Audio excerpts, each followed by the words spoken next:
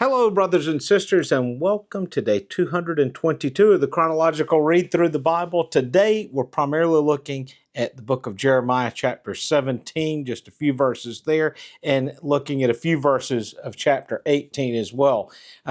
18, when we get to it, you're going to see it's a little familiar because we covered part of that already. But I just want to say with chapter 17, it really is speaking again, preparing the people for being taken away to Babylon.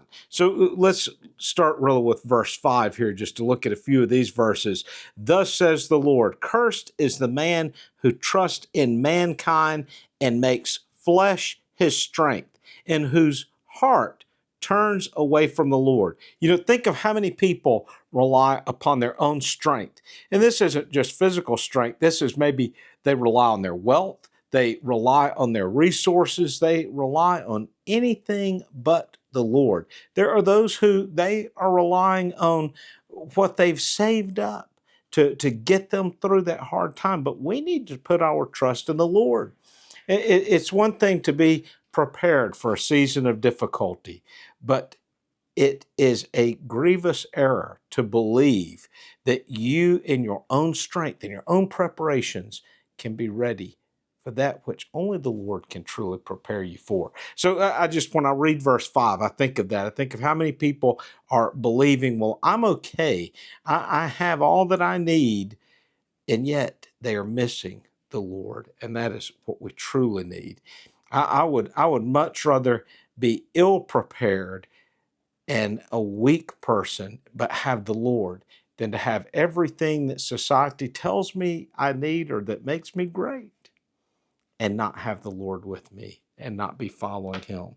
And then it says, for he will be like a bush in the desert and will not see when prosperity comes, but will live in a in stony waters in the wilderness, a land of salt without inhabitation. So nothing's going to be able to live in this land, this salty land.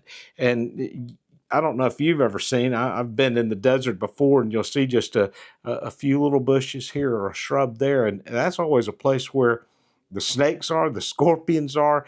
That's not a place of rest. It's not a place of peace.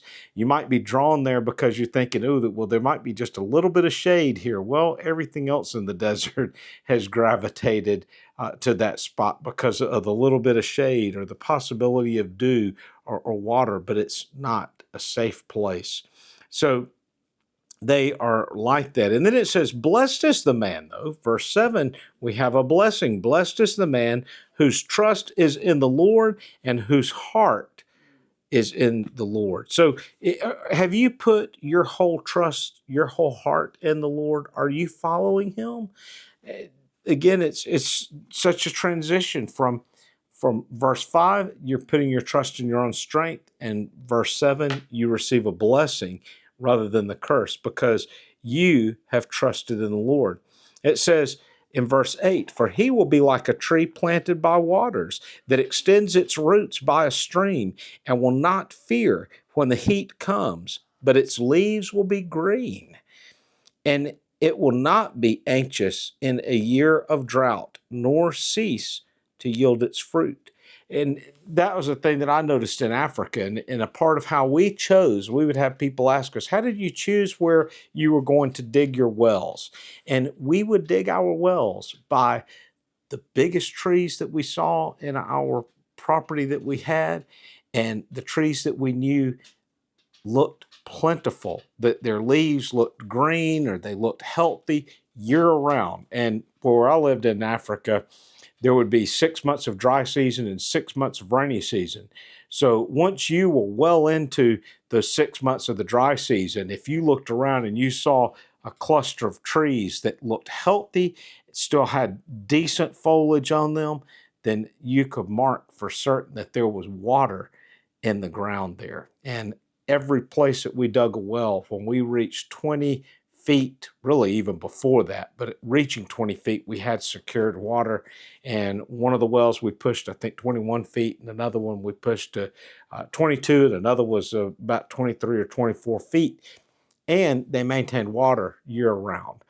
One well would almost be empty at the end of the day, but the next morning it was back to being full again, and we were able to use it. So I just say, though, that is a practical sense, but for us spiritually, we need to be planted by the streams of living water. Look for the people who you know are grounded and seek those people to walk beside. Seek those people to learn from. Don't wander in the places where there is drought, where there is a dryness. Don't go to the people who you see are uncertain and unsure in their own faith and their own walk. The heart is more deceitful than all else and is desperately sick. Who can understand it? I, the Lord, search the heart and test the mind, even to give each man according to his way, according to the results of his deeds. We need to make sure that we are in the hands of God. We need to make sure that we're not trusting in our own heart, but that we're following the heart of God. Now, I did make mention that I wanted to just address a little bit of chapter 18. And 18 is really the preceding chapter where I talked about Jeremiah in chapter 19 going and buying the vessel from the potter and taking it out and basically breaking it and showing that it is a broken piece that is of no use. But in 18, he goes to the potter's house at the leading of the Lord, and he watches how the potter shapes and forms the clay. The clay did not mold itself, but God molded the clay. God molded the clay for the purpose that the Lord had intended it to be used for. So our lives are molded by the Lord. Are you willing to let the Lord mold and shape you? I know sometimes it's difficult for us to give that trust over to the Lord, saying, Lord, mold me and make me. Turn me into the shape that you want me to be. Use me the way you want to use me. But that needs to be the attitude, the heart that we have, and the heart which he was speaking of in chapter 17. So, brothers and sisters, I hope you've had a good day. Until tomorrow, God bless.